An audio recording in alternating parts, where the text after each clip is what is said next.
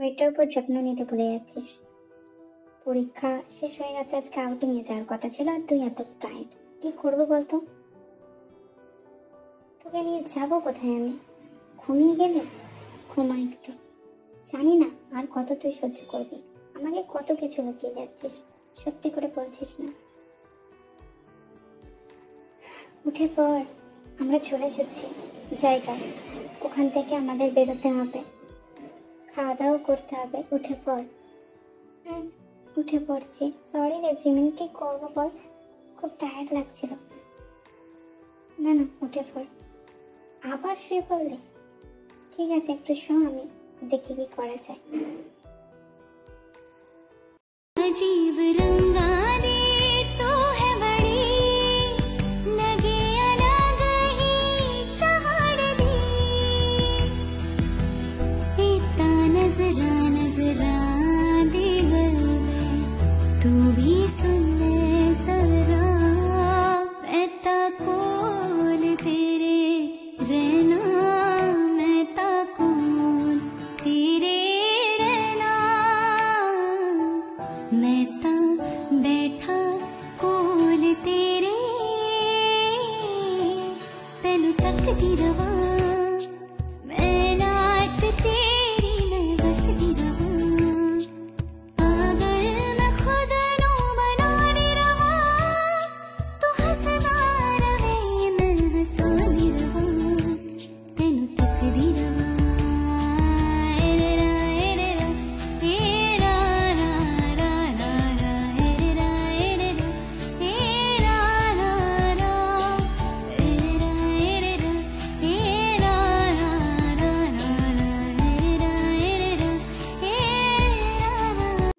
আমরা এভাবে এনজয় করলাম, অনেকদিন বাদ তুই এভাবে হাসলে, অনেকদিন বাদ আমরা অনেকটা সময় কাটালাম। এরকম মাঝে মাঝে বেরোতে হবে, নাহলে তোকে আমি ঠিক রাখতে পারবো না। তুই তো কোনো কিছু আমাকে বলবি না। যাই হোক, আজকে তোর হাসি দেখে, তুই যে শান্তি করে আমার সামনে খেলি, এসব দেখে আমার একটু হলেও আত্মার শান্তি হয়েছে। আমি খাবার প্যাক করে নিচ্ছি আমাদের জন্য, রাতেবেলা তুই গিয়ে খেয়ে নিবি। আর শোন, যত তাড়াতাড়ি না এই মনের ভেতরে যে দুঃখগুলো আছে আমাকে বলার প্রিপারেশন কর। এরকম ভাবে চলবে না। এদিকে বেস্ট ফ্রেন্ড করিস আর এদিকে কিচ্ছু বলিস না। এই তোর বেস্টির নমুনা? আমি বুঝি না। এরকম হলে কিন্তু আমি আর কথা বলবো না তে। আর কাল সকাল সকাল চলে আসবে কলেজে।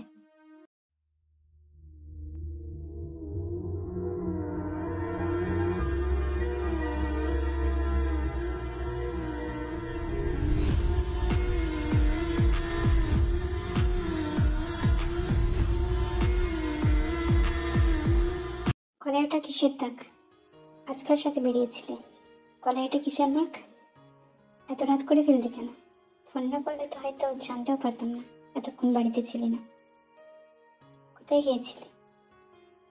আবার কার সঙ্গে রাত কাটিয়ে এসেছিস? সত্যি করে বল, নাহলে কিন্তু খারাপ হবে তে। সত্যি করে বল, সত্যিটা বল আমায়। দিন দিন তো সাহস বেড়ে যাচ্ছে, আমি অবাক হয়ে যাচ্ছি।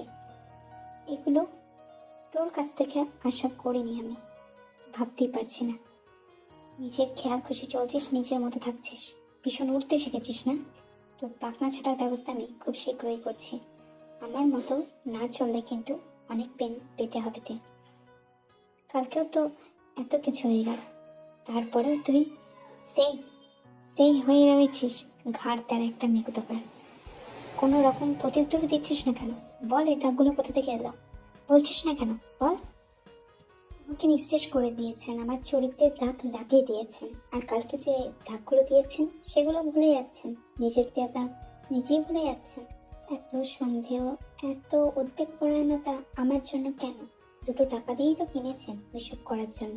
এত মায়া দেখাবেন না, এরকম চোর খাটাবেন না মিস্টার জন। আপনার আমার সাথে টাকার লেনদেন, আর আপনি তো করেও নিয়েছেন। এত জোর খাটাবেন না, এটা একটু ওভার পজিটিভনেস হয়ে যাচ্ছে। সেটা শুধুমাত্র আমার ভালোবাসার মানুষটাই ডিস্টার্ব করে, আপনি না, আপনার মতো মানুষের না। যে কোনো পড়ায় আটকালে আমার কাছে চলে আসিস, আমি তোকে যথাসাধ্য হেল্প করব।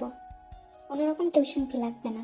আর তোর তো এই কলেজে এটাই লাস্ট ইয়ার, প্রথম সেমিস্টারটা হয়ে গেছে, এখনো 3টে সেমিস্টার আছে। তোর যদি কোনো রকম প্রবলেম হয় আমাকে বলবি, আমি হাজির, একদম লজ্জা পাবি না। আর আমি তো তোর জন্য করবই।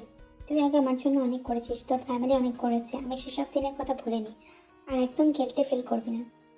তোর যেও ভাইয়া তোর সাথে সর্বদা ছিল, আছে আর থাকবে যে কোনো মুহূর্তে। তুই যখনই লো ফিল করবি আমার কাছে আসবি। আমি যথাসাধ্য চেষ্টা করব তোকে ঠিক রাখার, কথা দিচ্ছি। তে মিসিং, আজকেও তে মিসিং। জিমিকে জিজ্ঞেস করতে হবে। আজও কি ওই জয়হব স্যারে কেবিনে গেছে? খুব উঠতে শিখেছে। ওই মেয়েটার কি জয়হবের প্রতি কোনো ফিলিংস আছে, না ওরা লাভ বার্ডস? আমাকে জানতেই হবে। Stand up Jimin, stand up. আরে সাথে এ কোথায় গেল? আমার ক্লাসে সবাইকে থাকতে এটাও জানে না? নয়তো আমি মার্কস কমন দিই সেটাও তো ও জানে। মিস্টার জানতে হবি স্যারের কেবিনে গেছে। হবি স্যার ওনাকে ডাকলেন, তো হবি স্যার ডাকলেন বলে তে চলে গেল ফাইলগুলো নিয়ে। তো আপনি হবি স্যারের কেবিনে হয়তো দেখে পেয়ে যেতে পারেন। কি হচ্ছে ব্যাপারটা বুঝতে পারছি না। মিস্টার জন থেকে নিয়ে এতটা কবে থেকে পজিটিভ হতে শুরু করলো? হুম, তে এখন ভালোই ফেসেছে। ক্লাসে তে তো মনে হয় ওখানেই খাবার খাবে হবি স্যারের কাছে। আমি গিয়ে একটু চিপস ঠুসে আসি, সেটাই বরঞ্চ ভালো হবে। তারপর তের সঙ্গে আর একবার খেয়ে নেবো। নয়তো মেয়েটা কি খেয়েছে না খেয়েছে সেটাও তো জানতে পারবো না। ইদানিং তো নিজের টেক কেয়ারও করে না। Hey Jimin, please came to my cabin. দরকার ছিল তোমার সাথে। কিছু এক্সট্রা ক্লাস নিতে হবে তোমার, নয়তো তুমি শুধরাবে না। তাড়াতাড়ি কামন, চলে আসো চিপসের প্যাকেট নিয়ে। Don't be late. আমি আবার লেটটা পছন্দ করি না, তুমি খুব ভালো করেই জানো।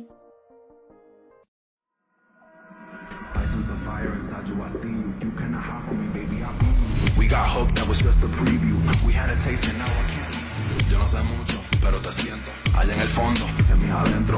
Algo me dice que yo estoy en lo correcto. Que miento, venir de tu puesto para estar no es honesto. Que sea tóxico como el lamento. Tu cara me sigue, eso me conecto. লিমিটে থাকুন। আমার সঙ্গে এরকম নোংরামি অসভ্যতামি করার সুযোগ আপনি পাবেন না। আপনার অফিসে জব করি তা বলে মাথা কিনে দেননি। আপনার পার্সোনাল অ্যাসিস্ট্যান্ট হতে পারি তা বলে আমারও একটা রেসপেক্ট আছে। যখন তখন যেখানে সেখানে যাতা লাভ করবো না। তোর ফেভারিট কোলাটা এনেছি, খেয়ে দেখ, খুব সুন্দর খেতে। কিন্তু এভাবে প্রতিদিন তোমার কেবিনে এসে খাওয়াটা তো ভালো দেখায় না হবি ভাইয়া। লোকজন কি ভাবতে বলতো? আচ্ছা আজকেই খেয়ে নে, কাল থেকে আর বলবো না। আচ্ছা ঠিক আছে ভাইয়া, খেয়ে নিচ্ছি। তুমি একটু শান্ত হয়ে বসো, একটু শান্ত হয়ে, না হলে আমার হাত পা উঠে যাবে, তখন সেটা ভালো হবে না। আচ্ছা খা, কোলাটা এনেছি। এই কোলার ফ্লেভারটা তোর পছন্দের। তুই ছোটবেলায় এই কোলাটার জন্য কত আবদার করতিস, খেয়ে দেখ। एक था लड़का एक थी लड़की दीवाना ठहरा रहा समझे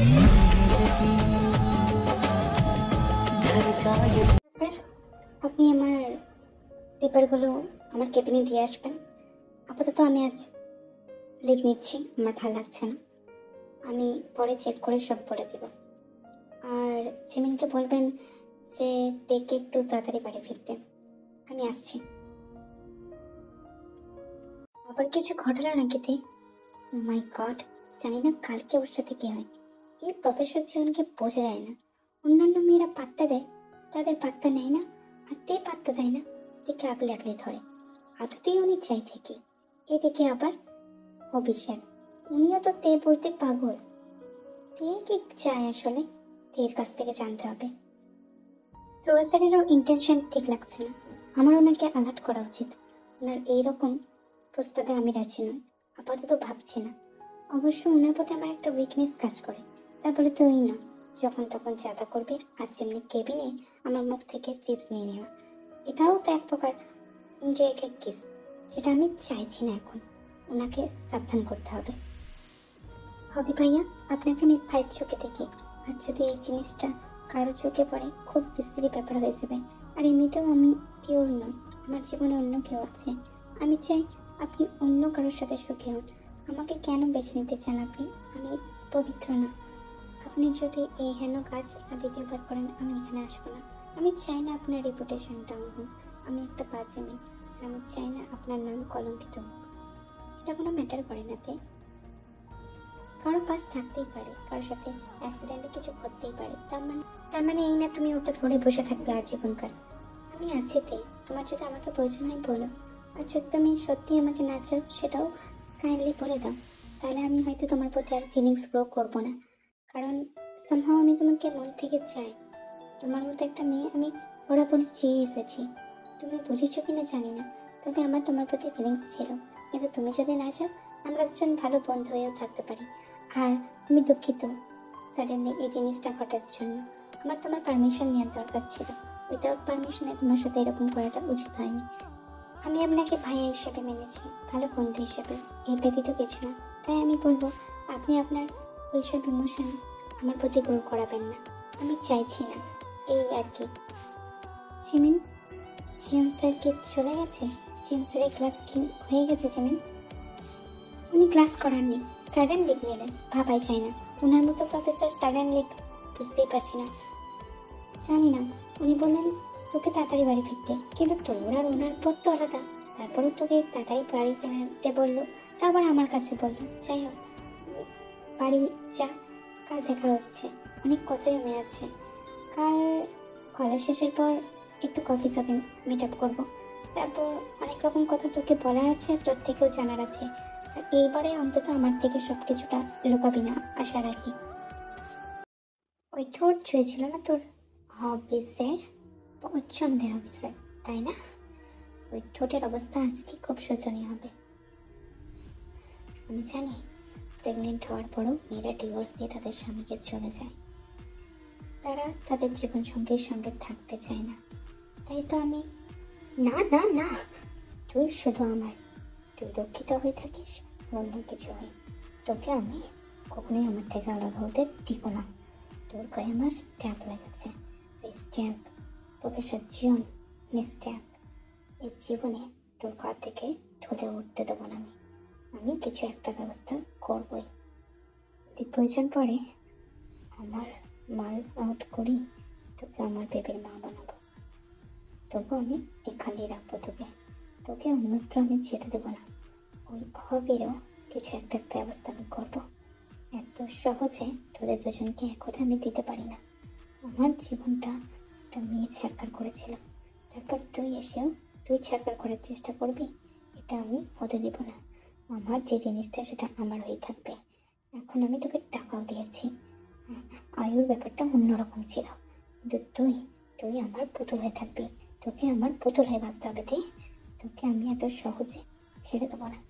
একবার একবার বাড়ি ফের, তারপর আমি দেখছি তোর ওই মাছ আমি আস্ত রাখবো না, শেষ করে দেবো তোকে। তোকে এত পেন দেবো, এত পেন দিব, তুই বিছানা ছেড়ে উঠতে পারবি না। হবিসের ঠোঁট ছোঁয়ার ইচ্ছে ছিল না, আমি তোর ঠোঁট নষ্ট করে দিব, রক্তাক্ত করবো তোর ওই ঠোঁট। খুব ইচ্ছে ছিল না, ওই হবির ছোঁয়া আমি তোর ঠোঁটে রাখবো না। আমার জিনিস শুধু আমার হয়ে থাকবে, সে জায়গায় কোনো পুরুষের দাগ থাকবে না, কোনো নারীরও দাগ থাকবে না, কারোর ছোঁয়া থাকবে না, শুধু আমার ছোঁয়া থাকবে, আমার।